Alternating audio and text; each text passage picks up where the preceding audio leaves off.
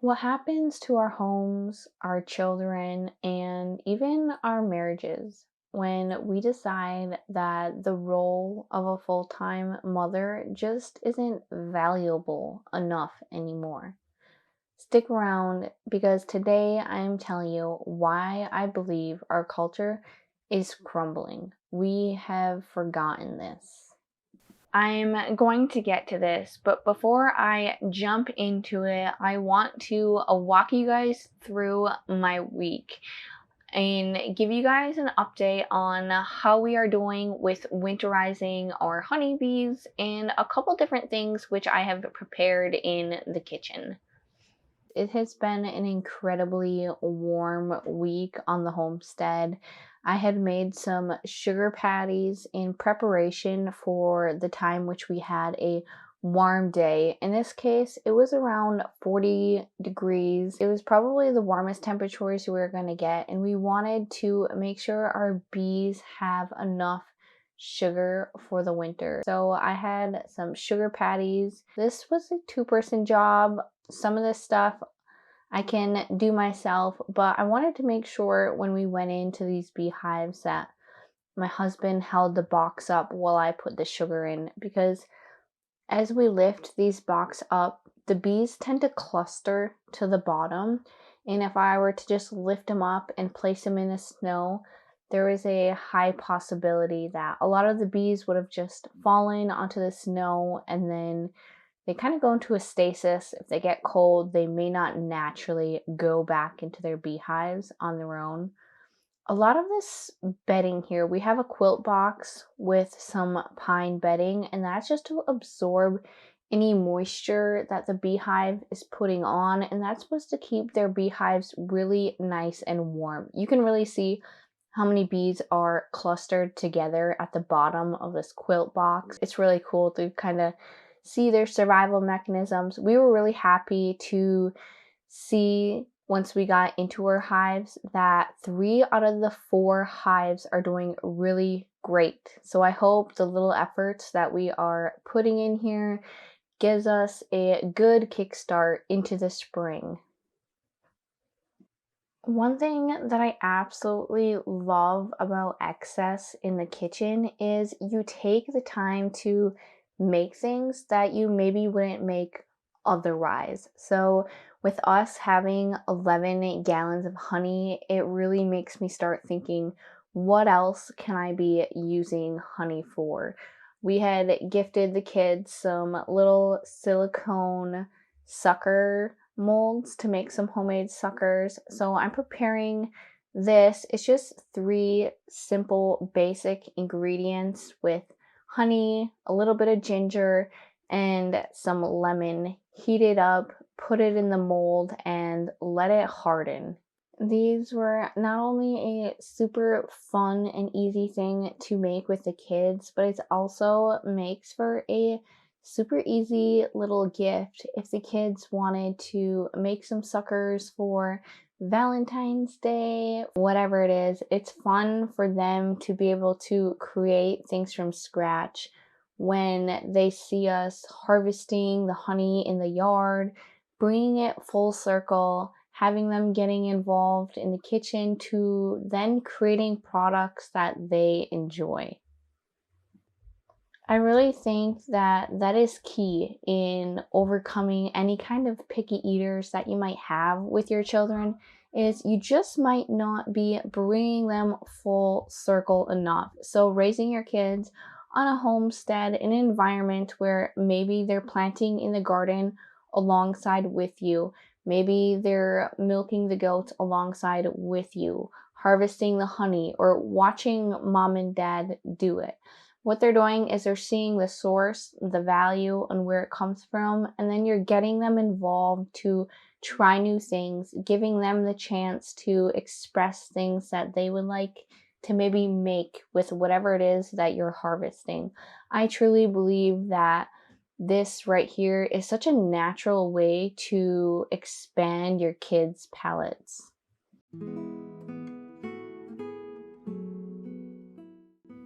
In many ways, it doesn't take a lot of ingredients. Here I am making some homemade honey marshmallows. These were super fun and easy to create with just a couple simple ingredients: honey, gelatin, water, a little bit of vanilla, and a little bit of salt.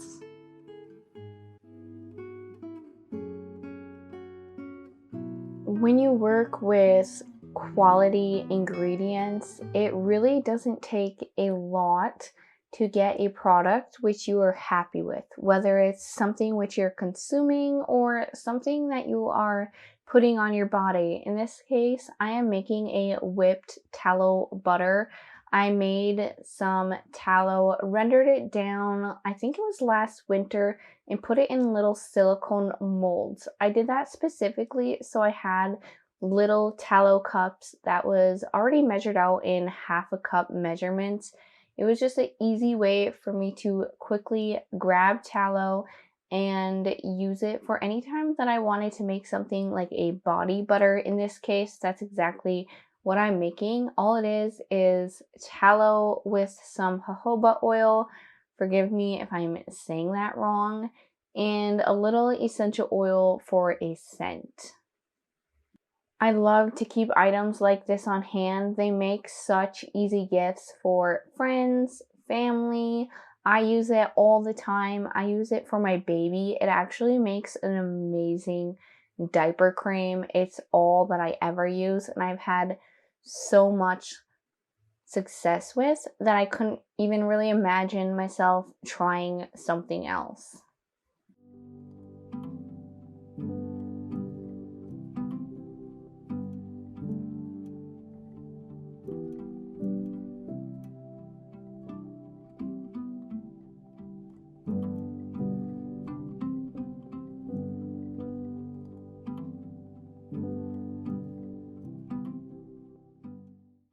All these things that I get to do every day with my kids, whether they're pulled up alongside me on a chair, working with me, or wrecking havoc in the background while I'm filming. Ultimately, I am so thankful and so blessed that I get to be here caring for them all day long. Hey, real quick, before I get any further into this video, I want to take a little break to tell you about members on my channel. So if you become a member on my channel, that gives you the opportunity to ask me questions directly. If you've ever thought I would love to ask her more questions about home births, raising toddlers, marriage, homesteading, milling flour, whatever it may be, I actually have a way for you to do so. By becoming a member on my channel, you can ask me questions monthly. I then come out with a Q&A that only members get access to. It's a way for you to get to know me more personally, ask me questions directly. And it is a great way to support the channel if you so wanted to. Either way, thankful that you're here enjoying my content. I will link that down below if you wanted to go ahead and check that out. My heart behind this video is to talk with you guys about how our culture around us seems to be crumbling. Behind the mess of it all, there's things that we can control and things that are completely out of our hands. And what I mean by control is to take responsibility, to not take what we've been handed lightly. I guess my question would be, how did we get here? How did we reach a point where a mother's consistent, daily invested presence in her own home has become seen as less valuable than any other achievement? I'm not here by any means to shame any mom. I know everybody is in a different place and has a different story. I know some of you may just simply be in survival mode. Some would give absolutely anything to be home with their children, and my heart goes out to you. Regardless of your situation, can we just be honest with ourselves? and recognize that there is no one, no teacher, no daycare worker, no coach, no friend who will ever love and invest in our children like we ourselves will. By ourselves, I mean both the mother and the father. Yes, absolutely. Both very key elements in our children's lives. There's no one that will be able to notice the subtle little shifts in your children's mood and be able to trace it back to something that happened 3 days ago. Our children, as they are developing, they need to be steady. When we bounce them from adult to adult, from peer to peer, with widely different moral compasses and very limited bandwidth, we shouldn't be surprised when we see behavioral issues, a rise in anxiety as a culture, attachment struggles, overstimulated nervous systems from the constant rush of the day. Here's the truth. I would rather be tired from pouring my life into my children and my home than tired from a job and having nothing left for the people at the end of the day who matter the most to me. And that's the trade off that we've been sold, this idea that we can have it all. But in reality, we end up with fragments of everything and silently feeling like we're failing at all of it. Here's the thing. Your children don't need a mom who does it all. They just need a steady one, a consistent, persistent, daily presence in their life. Now, how does all of this tie to a culture which is crumbling, you may be wondering? I think it's so basic that we have made our lives so much more complicated than they need to be. The truth of the matter is, if we can't figure out what it takes to lay a strong foundation for our children's future, then no wonder we are seeing a culture which is crumbling. Within every smaller picture, there is always a bigger picture. The smaller picture being bringing back the importance on raising a traditional home, in the sense where we are making our children a priority again, to lay a strong foundation for their future. Of course, then the bigger picture being our faith, the part that is going to help with the small element of raising our family, is our faith, is our walk with God, our relationship.